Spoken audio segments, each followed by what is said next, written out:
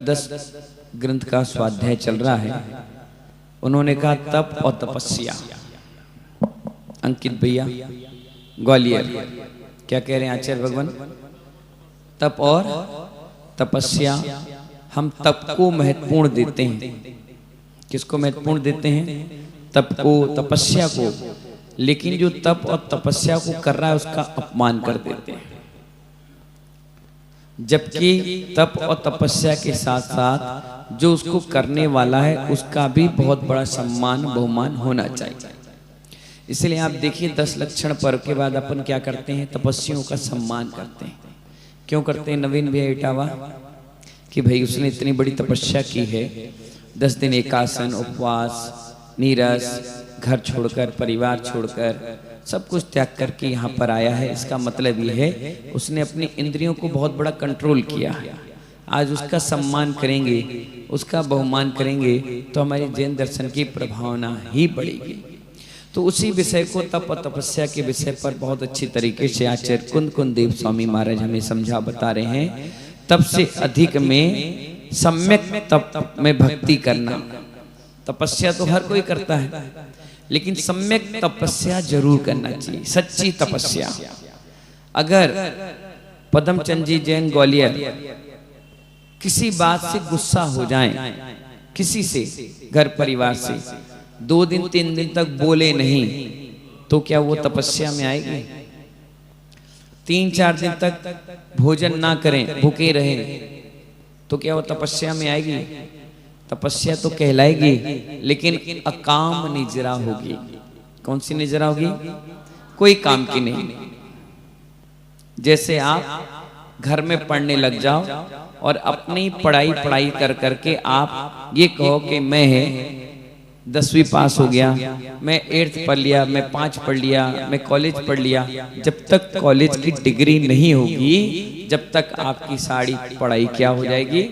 व्यर्थ। इसी प्रकार जब तक सम्यक तपस्या नहीं होगी, आप कितने दिन भूखे रहो, मत बोलो, मत खाओ, मत पियो, उससे क्या करना? वो अकाम निजरा का काम होगा। काम निजरा का मतलब होता है सम्यक रूप से तपस्या करना। कौन से रूप से? सच्चे। आप सुबह सुबह या 1 दिन पहले ये सोचकर बैठो कल मैं उपवास करूंगा, भगवान के मंदिर पर गुरु के सामने जाकर सिरपल चढ़ाओ, मन प्रसन्न करके तपस्या करो। कि पत्नी ने खाना लेट दे दिया तो भूखे मर गए, किसी ने कोई काम नहीं किया तो बोलना बंद कर दिया, किसी ने कुछ कह दिया दरवाजा बंद करे, 2-2 दिन तक पड़े अंदर कमरे में रो रहे और कह रहे हम तपस्या करते हैं। ऐसी तपस्या अकाम निजरा का कारण बनती है। जो तपस्या सम्यक होती है वही मोक्ष का साधन बनती है। आचार्य कह रहे हैं तप से अधिक में सम्यक तप में भक्ति करना, परंतु जो तप में न्यून है उनका तिरस्कार नहीं करना। जैसे कोई तपस्या नहीं कर पा रहा है, कम कर रहा है, या हल्का फुल्का भी कर रहा है, तो अपन क्या करते हैं? हंसते हैं। देखो हम तो 10 उपवास कर लेते, तुमने कछु करा ही नहीं। देखो हमने 10 एकासन के, तुमने कुछ नहीं किया। आचार्य कहते नहीं, आपको उनका तिरस्कार भी नहीं करना। ये भी बहुत बड़ी तपस्या है। किसी का उपहास, किसी का व्यवस्था बिगाड़ना क्या नहीं होना चाहिए? ये भी एक बहुत बड़ी तपस्या है कि आपने अपनी वाणी पर, अपने मन पर, अपने काय पर कितना कंट्रोल किया कि सामने वालों को कोई परेशान नहीं कर रहे हैं। जो तपस्वी का तिरस्कार करते हैं वे अज्ञानी तप मार्ग का ही क्या करते हैं? तिरस्कार करते हैं। जैसे कोई मुनि महाराज का सम्मान नहीं कर रहा पर उनका अपमान कर रहा है, तो वो मुनि महाराज का नहीं, जितने भी मुनि महाराज तपस्या में हैं उन सब का अपमान है। किसका अपमान है? एक रॉयल्स नाम की गाड़ी आती है विदेश से, वो देखती है गाड़ी देने से पहले सबसे महंगी गाड़ी लंदन में होती है। लंदन में कहाँ होती है? लंदन में बनती है। अगर आपको चाहिए तो लंदन जाना पड़ेगा, और लंदन जाके क्या करना पड़ेगा? बुकिंग करना पड़ेगा। और बुकिंग करने के बाद वो व्यक्ति देखता है 1.5 करोड़ की अगर गाड़ी है तो कम से कम 6 करोड़ आपके अकाउंट में होना चाहिए। कितने होना चाहिए? 6 करोड़ अकाउंट में होना चाहिए, तब वो गाड़ी देगा। उसके बाद आपकी कंडीशन देखेगा, ऐसा तो नहीं कहीं चोरी चकारी करके ले आए, भिखारी तो नहीं हो। तो इस प्रकार से जो सोसाइटी मेंटेन करके रखते हैं, क्योंकि उसकी सर्विसिंग ही लाखों रुपए की होती है। कल के दिन आपने गाड़ी ले आई, सर्विसिंग नहीं करा पाए, नहीं व्यवस्था बना पाए, तो मिलती नहीं है। तो अगर आपने गाड़ी ले आए और उसको गड़बड़ कर दिया तो बेइज्जती किसकी होगी? कंपनी की होगी।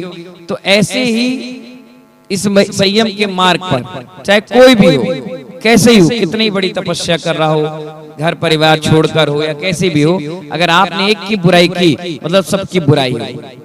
आपने एक पिछी कमंडल का अपमान नहीं, संपूर्ण जैन दर्शन की प्रभावना का केंद्र करने वाले दिगंबर मुनियों का अपमान कर दिया। इसलिए आचार्य कहते हैं जो तपस्वी का तिरस्कार करते हैं वे अज्ञानी तप मार्ग का ही तिरस्कार करते हैं। जो साधक स्व और स्व संग के अलावा अन्य किसी को भूतार्थ साधु के रूप में देखने की दृष्टि का अभाव कर बैठे हैं, वो अभी बासल गुण को प्राप्त करने योग्य हैं। और उन्होंने स्वदृष्टि के शोधन करने की आवश्यकता है। आचार्य भगवान कहते हैं कि जो व्यक्ति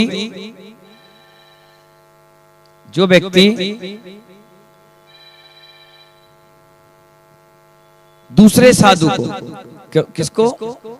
दूसरे साधु को साधु नहीं समझते, उनका सम्मान नहीं करते, उनका बहुमान नहीं रखते, तो आचार्य भगवान कहते हैं अभी उनमें बासल गुण प्राप्त करने के लिए टाइम है।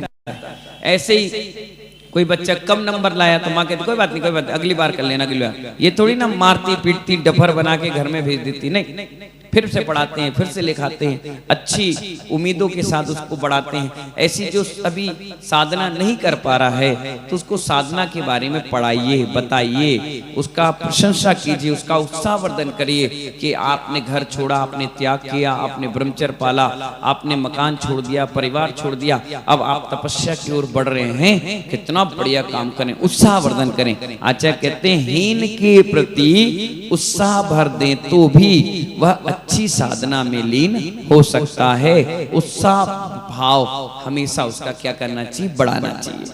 बहुत बढ़िया काम करे, बहुत अच्छा कर रहे हैं, कोई बात नहीं, लगे रहो, अच्छा है, बढ़िया, आगे बढ़ो। तो इससे क्या होगा?